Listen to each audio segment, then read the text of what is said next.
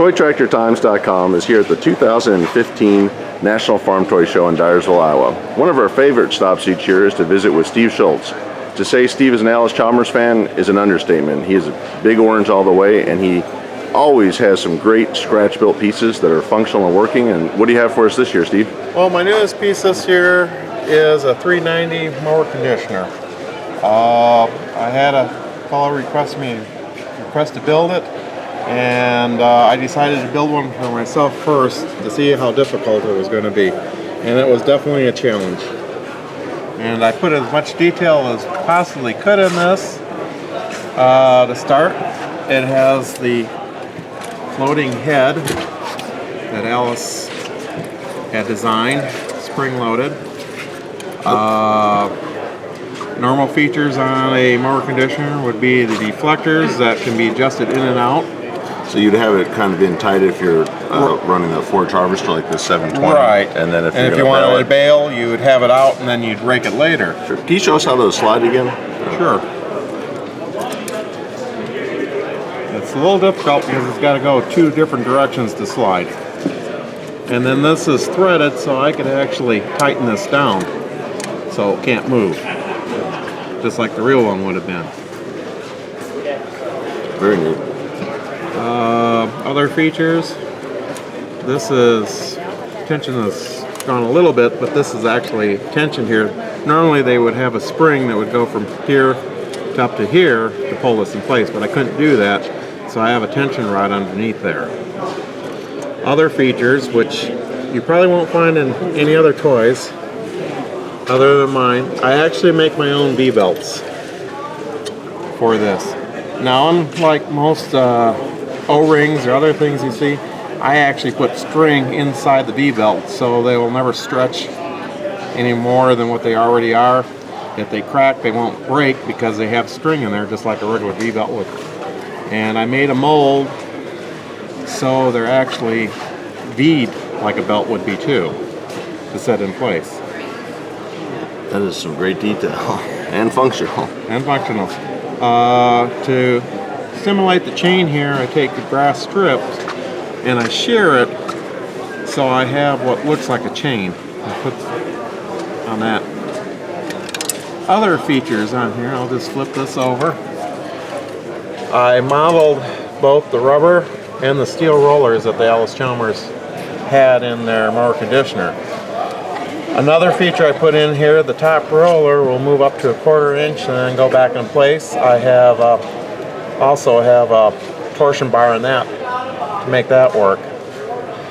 I didn't quite go to the detail of making adjustable feet on here, but I did put those on and modeled that. And we'll just spin it a little bit here. I made a pattern and made my casting for the wobble gearbox. And I also did casting for the main gearbox. And I cheated a little bit. I made a copy of a pre-made toy for the teeth and cast that. Oh, it's amazing because when we look at toys, a lot of the plumbing and the gears and everything are covered up in a mold, so it's neat to see this replicated in 1/16 scale. Right. There's one thing I didn't put on this one that the real one would have had, is they should have had a cover right here over this pulley, but I wanted to show that. Now on the other side, I do have a cover that slides in there and it's spring loaded, so it'll catch in there. And can you show us while we're looking at the front, the floating feature again? Yeah. And you can see it's connected down here on both sides, and it's connected in the top. That gives you the 3 points. Then it has 2 sets of springs for torsion, and then you have the PTO that's over on the side that drives the whole unit. Now this particular model was the last model that Allis-Chalmers made. The 2 previous models differed in that they had the gearbox coming up here and they had a pulley going to here, and that drove the unit. Okay. This greatly reduced the amount of movable parts that was needed on this model. And Allis-Chalmers, they exited the Haymarket and or most of their implements, the 72, somewhere around there. Around that area, yes.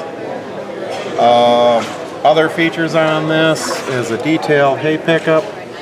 I was hoping to get this to the point where I could actually spin it fairly easy and have the teeth go. You can see the side here, I have the guides for that, but it's just a little bit too tight of tolerance to get that to spin freely. I basically have, for the pickup teeth here, they're safety pins. I have 16 safety pins per row, and there's 4 rows. I spent a total of 15 hours just on the pickup cat itself, the reel. That's a lot of snipping and yes, it was. soldering. Well, what I had to do on the bars here, they had it rounded over on the real one.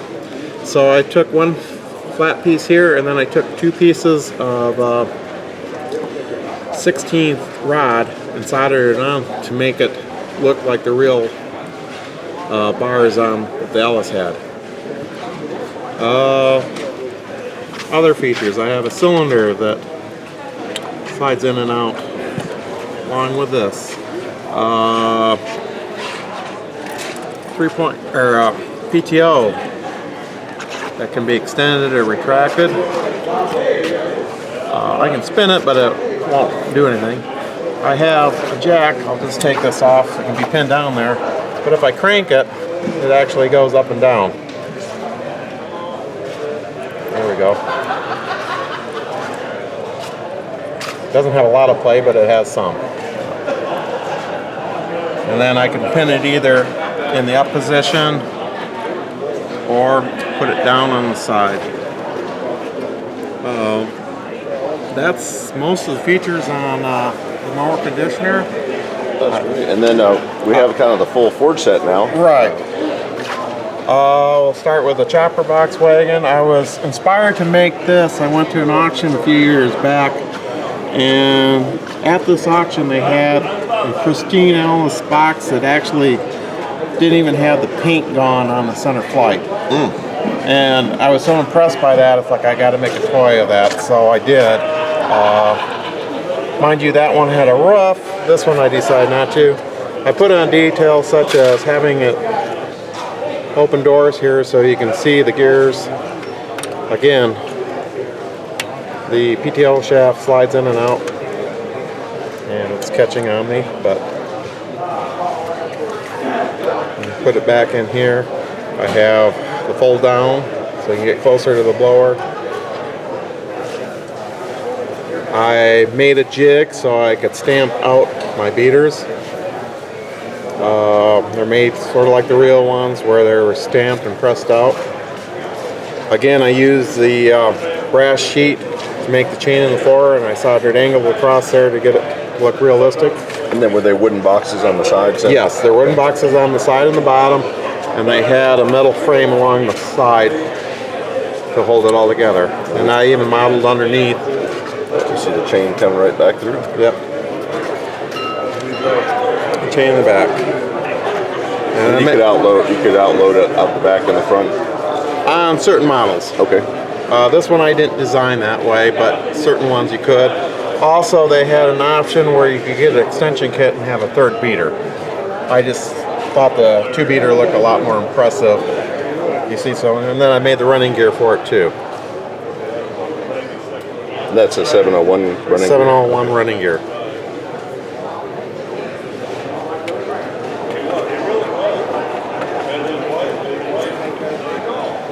Well, then we have the 720 Ford Harvester. I made both the corn head for it and the hay head. And they mount fairly much like the real ones. The real ones they came up and hooked underneath, and they came in, and I see this is bent a little bit. I gotta bend it up before we can hook it up.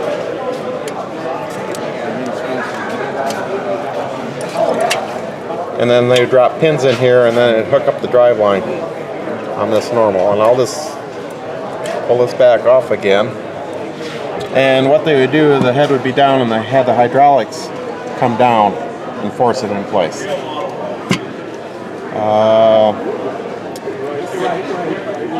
The hay head is somewhat detailed.